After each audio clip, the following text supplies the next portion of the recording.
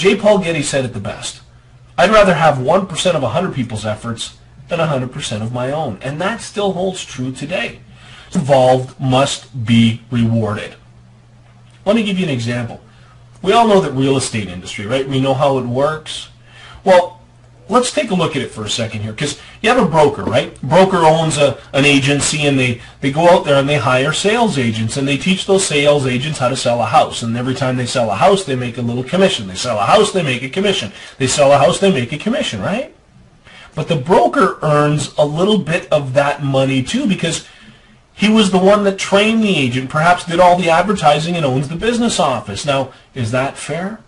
Of course it is. Absolutely it is.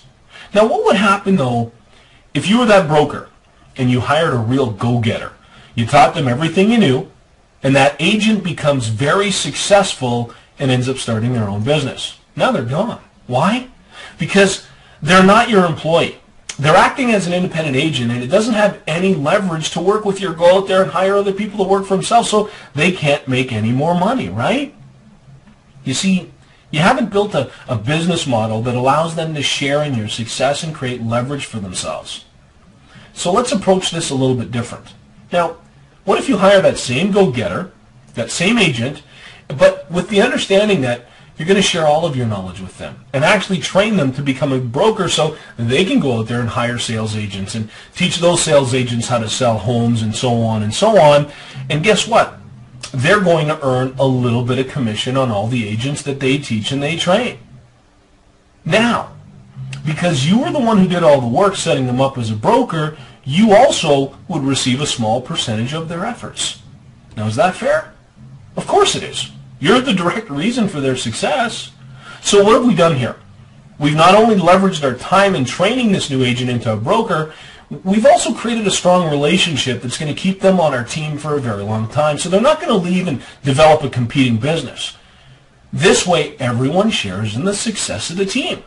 Now, as you can see, this business plan starts to look very, very familiar, doesn't it?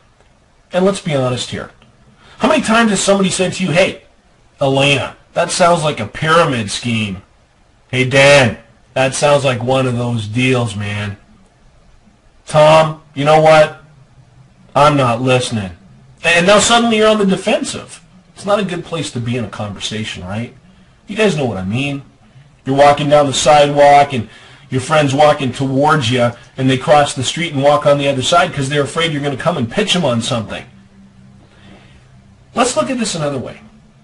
Whether large or small, folks, all businesses are similar in structure in one way. They're structured like a pyramid. Let me give you an example. Let's take a look at corporate America because it's truly the best pyramid out there. You got the president or CEO at the top, right? Then you've got the vice presidents and the directors and so on. You've got the regional managers and so on and so on. See how it works?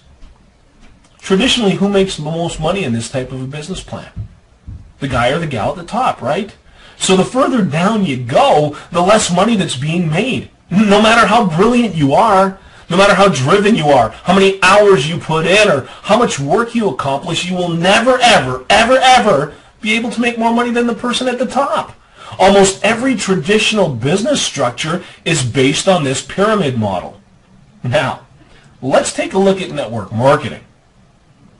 You see, let's say that's you at the top, right? You start your business, start introducing a few, and now you got this go-getter, that golden person, right?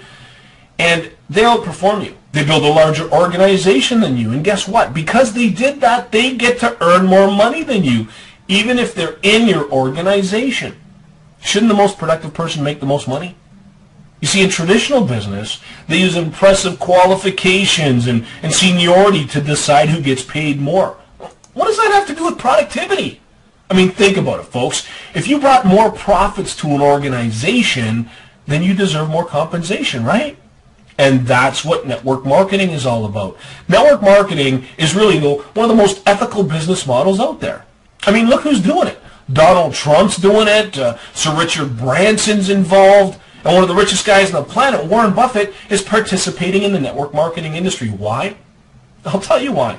They understand leverage. They understand business, and they love residual income.